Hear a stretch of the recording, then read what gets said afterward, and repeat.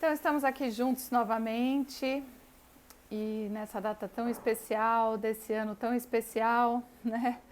Eu acho que vale muito a pena a gente falar sobre algo que Jesus nos ensinou bastante, que é sobre a benevolência.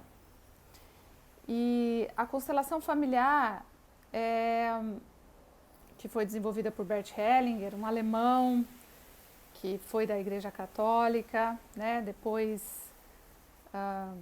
por conta própria, começou outros estudos e saiu da igreja e começou a olhar Jesus com mais liberdade, né?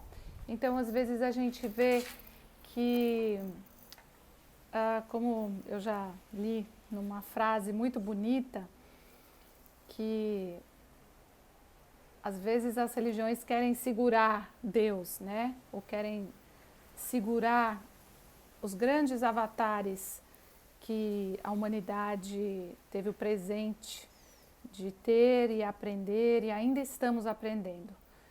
Então, Jesus é um grande avatar, né? Independente de qualquer religião, porque muitas pessoas falam, eu vou falar de Jesus se eu tenho religião tal, né? Então, eu não olho Jesus como alguém da igreja, mas como um grande avatar. E o Bert Hellinger, ele também sempre, né, em todos os workshops dele, de alguma forma ele citava algo que ele aprendeu com Jesus. E ele colocava, né, sempre também Jesus presente, não só na fala, mas às vezes também como um exemplo dentro do campo da constelação familiar. Às vezes ele colocava um representante para ser Jesus. E muita gente pode até achar, nossa, que arrogância, né, que petulância ou que algo impossível, como se Jesus realmente não fosse acessível, né? Como se só através de alguma religião Jesus pudesse ser acessível. Então, uma das coisas mais importantes que eu aprendi é sobre essa acessibilidade aos grandes avatares. Todos nós estamos num caminho de desenvolvimento, num caminho de autoconhecimento, num caminho de relembrar o que realmente é a luz, o que realmente é ter poder, né? Não o poder de você fazer, como Jesus fazia, a multiplicação dos pães, dos peixes, essa grande alquimia, né, da cura. Não o poder no sentido do ego, mas o poder no sentido real. Então, quando a gente olha para Jesus, Jesus foi esse que curava, esse que fazia alquimia, esse que colocava ordem, esse grande avatar que veio nos mostrar, né, que esse sofrimento físico não é nada, que existe sim um outro plano muito maior e que a gente pode trazer esse outro plano muito maior para essa dimensão física. Então, eu acredito agora que cada vez mais, quando saem esses véus, quando nos permitem, né? Sempre foi permitido, mas a gente com medo, né? De tem que ser através daquela religião, tem que ser através daquela outra, que é aquela que é a certa, aquela que não é a certa. Essa guerra santa prejudicou tanto o nosso desenvolvimento, mas também foi o certo para nós, né? Foi o certo para que a gente pudesse chegar até o nosso próprio poder, chegar até Deus dentro de nós, chegar até Deus através do outro, sim.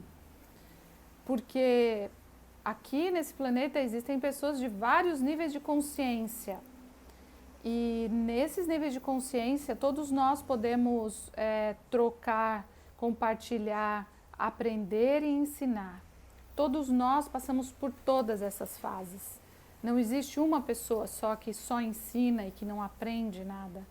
Então todos nós temos tudo isso. E é importante que a gente saiba disso cada vez mais. E é importante que a gente se aproprie do nosso próprio poder, no sentido da alma, não mais no sentido do ego. Então, tem uma parte aqui do livro do Bert Hellinger, de um livro dele que se chama Viagens Interiores, que eu quero compartilhar com você. Nessa época, principalmente porque a gente teve que se deparar com doenças e cada vez mais a gente olha para as doenças, ainda com não um olhar de trazer para perto, de olhar de fato o que essa doença vem me mostrar, o que ela desperta em mim, o que eu aprendo com ela, o que os familiares e hoje toda a humanidade tem que olhar para uma única doença, vamos dizer assim, né? E o que isso desperta em nós?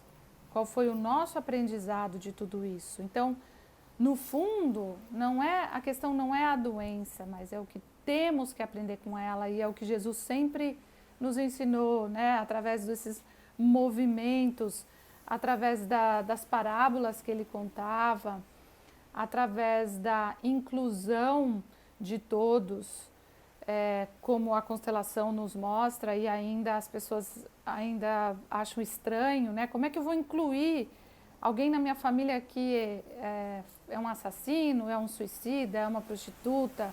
Como eu ainda vou incluir isso? Alguém que foi embora de casa e largou os filhos? Como eu vou incluir um ser desse? Então, é um movimento de alma, né? É um movimento de amor que vai muito além de só cumprir as coisas da justiça do plano terrestre, que essas coisas elas precisam ser cumpridas, mas a gente está falando de outro nível de compreensão. E o Bert Hellinger nos trouxe isso através das ordens do amor, através dessas leis, né, para a nossa vida, e ele foi muito além disso, né? Ele foi muito além dessas leis, dessas ordens, porque é a mesma coisa de aprender a dirigir ou aprender qualquer outra coisa, né? Primeiro a gente fica ali, né, batendo naquela mesma tecla, até que chega um momento que a gente não precisa mais daquilo, sabe? As rodinhas da bicicleta, as famosas rodinhas da bicicleta que nos mantém equilibrados, até que a gente já sabe se equilibrar e a gente não precisa mais das rodinhas. Então perceba que rodinhas na sua vida não são mais necessárias, né? Que rodinhas na sua vida ainda te pedem um equilíbrio, em que área ainda te pedem um equilíbrio, né? Seja na área dos pensamentos, das emoções, na área do amor, na área da saúde, na área financeira. Então, se a gente pode realmente olhar para tudo isso com benevolência, com um olhar amoroso, como Jesus nos ensinou, e Jesus tinha esse olhar benevolente e amoroso, então nós podemos sim agora começar um processo de sermos amorosos, até para julgar, até para quem é juiz, para quem trabalha com as leis, para quem é político, para quem trabalha com a ordem, né? O quanto precisa até para isso ser firme, mas ser benevolente, ser firme, mas ser amoroso, ser firme, mas ter uma intenção de cura por trás, não ter uma intenção de matar por trás, ter uma intenção de curar por trás. Porque às vezes dói muito a gente ter que dizer não a uma pessoa, às vezes dói muito para um médico ter que desligar os aparelhos, né, para que mantenha aquela pessoa viva, né, principalmente nos países onde a eutanásia é permitida. Às vezes é muito difícil a gente ter que dizer adeus para alguém, mas todos esses passos difíceis, eles podem ser feitos com amorosidade, com benevolência. A bronca que possivelmente a gente tenha que dar em alguém, o limite que a gente tenha que pôr em alguém, precisa ser feito. E isso não é fácil. Porém, se a gente consegue fazer internamente, com consciência de que mesmo doendo, é necessário fazer com benevolência, com amor, para que o outro cresça. E às vezes até a autoimposição nesse sentido conosco, né? Ou seja, a gente precisa fazer exercício, é uma coisa que dói o corpo, é uma coisa que nos tira do estágio de prazer e de conforto, né? O prazer vem depois do exercício, mas na hora, né, você fica, puxa, o que eu estou fazendo aqui? Então essa benevolência também conosco é muito importante. Então eu vou pedir para vocês fecharem os olhos, quem puder, mas quem não puder, então se coloque numa postura para ouvir algo em relação à benevolência. Exercitar a benevolência. Vamos agora exercitar a benevolência, o bem-querer salutar para nós. Fechem os olhos. Uma observação tirada das constelações familiares é que aquilo que dói em nós está olhando com simpatia para uma outra pessoa. Entramos na sensação do que dói em nós, do que talvez esteja doente ou deficiente.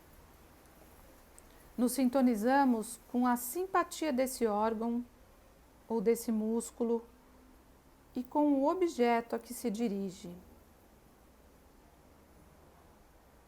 Então nos soltamos e começamos igualmente a sentir benevolência por aquilo que não teve permissão para ser. Muitas vezes o objeto dessa benevolência é algum falecido que continua intranquilo, porque ainda a benevolência lhe falta. Sem ela, ele não pode ficar em paz. Talvez se trate da simpatia por uma criança morta, uma criança que foi perdida. Junto com aquilo que dói em nós, sintonizamo-nos com essa simpatia, com amor, talvez com dor, ou mesmo com lágrimas. Permitimos que todo o nosso corpo se encha com esse bem-querer.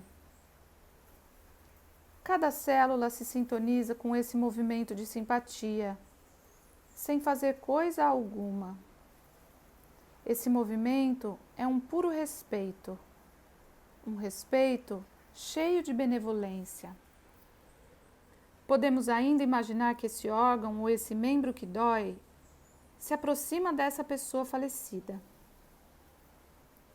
Deixamos que ele vá como quiser. Se esse órgão puder aproximar-se com todo o seu amor, isso talvez produza sobre ele um efeito sensível. Então aguardamos até que esse órgão volte para nós, mudado, talvez feliz, tranquilo, aliviado. Se uma pessoa querida está doente e sofre, fazemos o mesmo. Olhamos para a doença com amor e nos sintonizamos com o seu movimento, com o seu anseio. Justamente porque não interferimos, mas apenas ficamos presentes com a nossa benevolência. Permitimos que essa doença vá até onde deseja, com a sua simpatia. De repente, movemo-nos num espaço maior, onde estão presentes muitas pessoas, vivas ou falecidas. Olhamos para todas elas com benevolência, sem nos intrometermos. Ficamos apenas presentes aí, com a nossa simpatia por essa doença e por esse sofrimento. Sentimos compaixão, deixamo-nos tocar e, de repente, somos recebidos, olhados e também amados. que essa benevolência possa atingir a todos da humanidade, com tudo o que foi com o Covid, com tudo o que é com o Covid, com tudo que ainda vai ser com o Covid, com o câncer, com as doenças cardíacas, com as doenças renais, com as doenças relacionadas a todos os nossos órgãos, que nos trazem uma luz, uma benevolência e uma oportunidade de cura interna e cura também da compaixão e da humanidade que nós tanto precisávamos ter com relação uns aos outros. Obrigada a todos.